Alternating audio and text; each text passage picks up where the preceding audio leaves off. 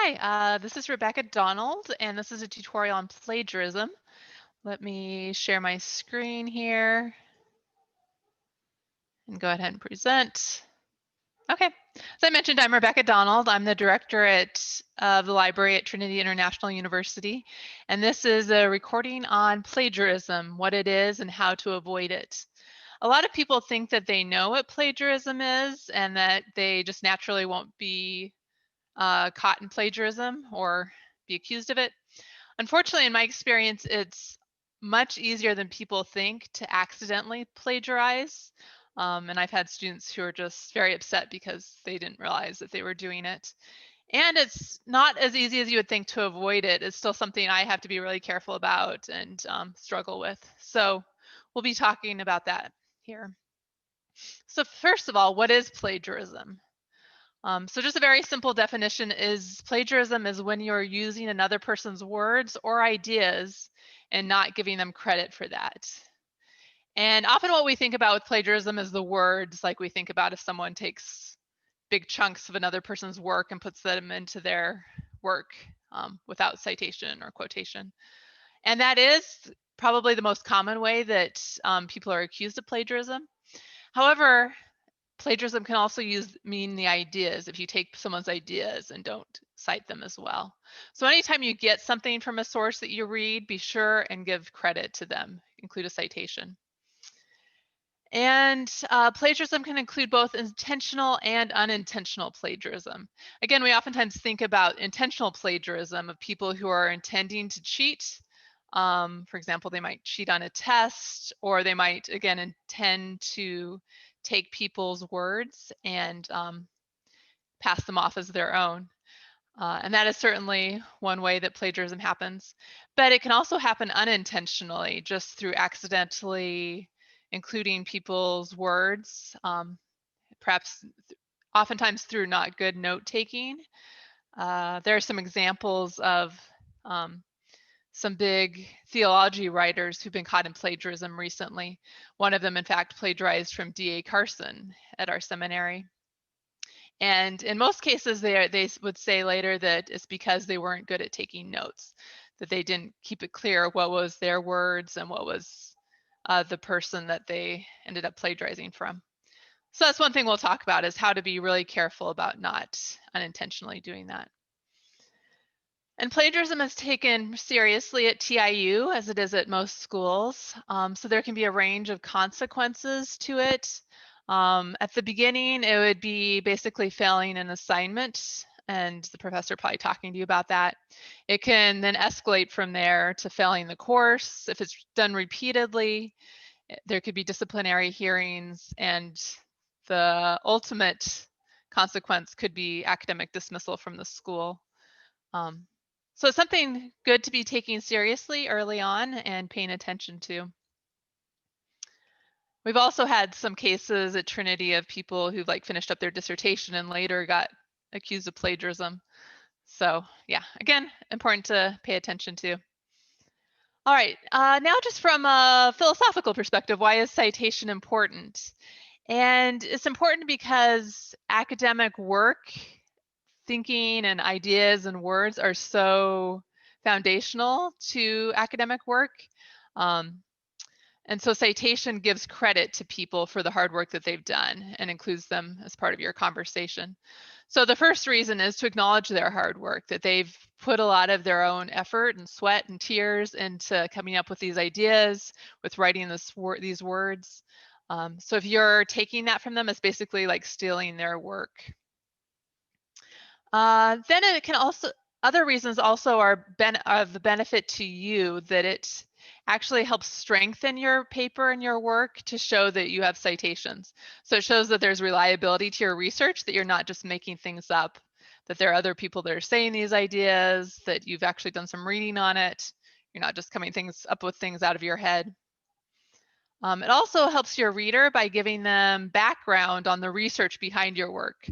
So that, again, you're not developing this out of nothing, but that there's research and others who are behind the work that you're doing.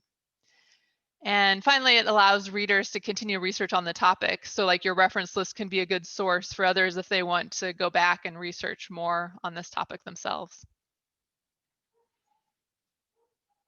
Okay, let's look at the main ways that you could be caught in plagiarism.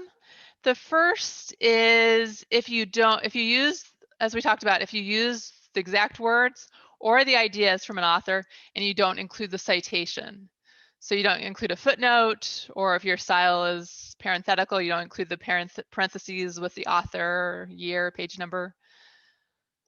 The second way is even if you cite, if you don't put their exact words in quotation marks, that can be considered plagiarism. So let's say you have a sentence from the author and you put the citation at the end, but you don't have quotation marks around it. The problem with that is you're then implying that maybe you got the idea from the author, but that the words themselves are your own. So the quotation marks are important to show that the words you got from the author. And oftentimes professors can tell when they're reading along and something suddenly doesn't sound like you anymore. You get used to someone's writing style and it's kind of obvious oftentimes when, okay, that doesn't sound like that person anymore.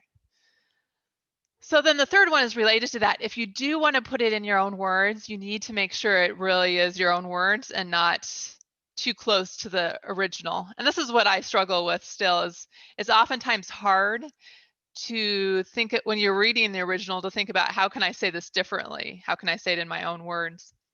One suggestion I've heard that was helpful, has been helpful for me, is to read the original source and make sure you really understand it, and then put it away for a little while, like 5 or 10 minutes, and then try writing that idea just how you would naturally write it in your own words. And then going back and checking, make sure you didn't still accidentally say it too close to the original. But the more you can do it kind of out of your own natural flow of writing, the more it will sound more like you. And in this case, even if you put it in your own words, remember you still have to have the citation to that included in with there, that you got the idea from that source. All right, let's look at some examples to illustrate this. So this is a made-up example, but this first one is a sentence that was actually quoted directly. So this one is done correctly. It says, Joe Blow was a happy man who often walked down the road whistling and singing. So it has the quotation marks to show it's the exact words, and it has then the citation at the end.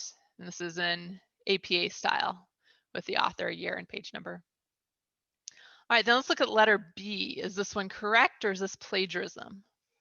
So it has the same words, pretty much exactly, and it has the citation, but it's missing the quotation marks. So this would be considered plagiarism because it's missing the quotation marks to show that that was the exact words. All right, then what about letter C? Is this correct or is this plagiarism? So this is another way you can do citation. Instead of including the author at the end, you can include him. If you mention the author in the sentence, you can include him that way. So according to Scrivener 2001, Joe appeared happy and enjoyed whistling and singing to himself. So this one should be okay, hopefully. It has a citation, and the idea is rewritten in my own words, which that can also be a challenge. You want to make sure you're not too close to the original, but you also want to make sure that you don't get too far away from what the original said. For example, did he enjoy whistling and singing? Probably. So hopefully that's not too much of a stretch. Okay, then letter D, finally. Joe Blow was a merry man who often strolled down the path singing and whistling. So this one has a couple of problems. The first and biggest one is it doesn't have the citation at all. So even though this idea was gotten from the source, it doesn't indicate that. And then secondly, there are some words that are changed, but it still sounds very similar to the original. Something some people do is they'll go through and just use like a thesaurus to change words. For example, that's what I did. So I changed happy to merry, walk to strolled, road to path, and singing and whistling are switched around. However, if you read the original and read that one, it still flows very much like the original. It still has the same sentence structure. It still sounds very much the same. So even with the citation, that could be in that gray area where it could be too close to the original still, rather than having naturally written in my own words. And oftentimes, if you are writing your paper, hopefully it is more natural to, as you're developing your ideas and your argument, it is more natural to include their ideas and include them in your natural language rather than just tweaking how the original said it. And if you're in any danger of being too close to the original, it may just be better just to go ahead and include the quotes and include the exact citation there, exact quotation. Okay. So there are some other types of plagiarism. One you need to be careful of is if you change the words within quotation marks. So you're quoting them directly, but maybe you change some words there. And again, that can be a problem with poor note taking. For example, sometimes I'll be writing down a quote from a book and I'll get it pretty close, but I'll leave some words out to make it shorter or maybe change it a little bit. So you really want to make sure when you're taking notes to be clear about this is the exact words or this was changed somehow. Like I'll include quotation marks if it is exact words in my notes, or I won't if it's not. I'll also oftentimes go back to the original and just double check if I'm doing a quote to see did I get it exactly right. Kind of related to that is if you alter the meaning of the text, which we talked about a little bit before. Like if you're putting in your own words, you want to make sure you don't change any of the ideas, because it can also be considered academically dishonest if you're saying that the author said something that they didn't really say. So if you leave out important words that change what they're saying, that could be considered plagiarism. Next is if you borrow the argument or structure of someone's work. For example, I heard of plagiarism at the PhD level here at Trinity where they took an article and they took the exact main points of that author and the whole structure of their article and turned it into their paper. And they didn't give credit to that author.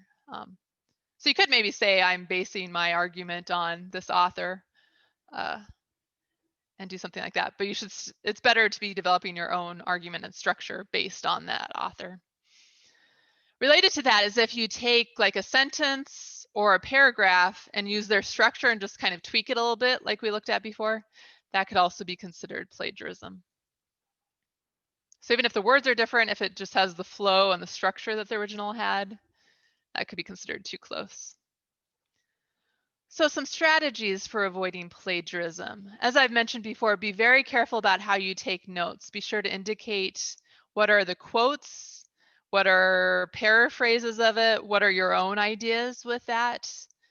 Be sure to include where the citation comes from. A lot of people maybe forget to write down the page number. So I'll be sure, and when I'm taking notes, include like at least the author and title and the page numbers where I get things from. There are options like you can use Google Books to search for if you didn't write down where a quote comes from. That is one way to go back and try and figure it out. But it's usually more of a pain to do it later, so it's better to do it up front. And also, it is a good idea as you're reading to write down what the author is saying and also some of your own ideas. That makes it easier when you're writing your paper to have some original ideas that you would come up with that you could include. However, again, you want to make really clear about what is the author and what is your own ideas. Sometimes you might be responding to them and disagreeing with them, and you don't want to accidentally indicate that that was what the author was saying when it was actually your response. And vice versa. Again, that's oftentimes how plagiarism can happen, is if you think it was your own ideas that you wrote down, but it was actually the author's. So make sure to keep that clear. And then when you're actually writing your paper, be sure to include the citations right away or placeholders. Like maybe sometimes I'll include just the author and page number there and then go back and figure out the complete citation later. But make sure you have something there. I've heard from students who were caught in plagiarism that said they were planning on going back and adding the citation later, but then they forgot. They missed where it was supposed to be in there. So be sure to have something right away so you don't forget that. And then as we talked about before, if you are writing things in your own words, be very careful about how you do that. A lot of the plagiarism I've seen at Trinity, like say at the graduate school level, has been from this, that people thought they were writing it enough in their own words, but it really wasn't. It was still too close to the original. And the professor didn't like that. And so they were accused of plagiarism. So again, this is probably the most difficult to do and something that I still struggle with and pay attention to. Okay, so that's the basics of plagiarism and how to avoid it. I wanted to show you a couple of other things. There is a plagiarism guide on the library website that covers a lot of the same information. It also has some additional stuff, like it has some examples of actual plagiarism at Trinity. So if you're curious to see what some things are that have actually been caught in plagiarism. And then there's also a plagiarism quiz, which will let you identify plagiarism. And this is actually a very educational quiz. I learned a lot myself from doing it. There's some things that aren't obvious in there that you can learn. And then I also wanted to point out how you can contact a librarian. There's an Ask a Librarian link on the library website. And here's the general research help contact information. And here's my contact information particularly. So if you're struggling with citation or how to avoid plagiarism, feel free to reach out to me and I can try and answer any questions you have or investigate them. It's also good to talk to your professor. Oftentimes they're the final arbiter of if something is considered plagiarism or not. So if there's a lot of gray areas sometimes on what can be considered plagiarism. For example, there's something called common knowledge, which is where if a lot of people know this and you might have known it without reading the source originally, then that you wouldn't have to cite because it's common knowledge. However, that can be kind of vague sometimes. So if you're in doubt, I would encourage you to go ahead and cite. It doesn't hurt to cite more rather than less. Yeah. And again, you can ask your professor where they would fall on something that maybe is a gray area. So I hope this tutorial has been informative. And again, reach out to me if you have any questions.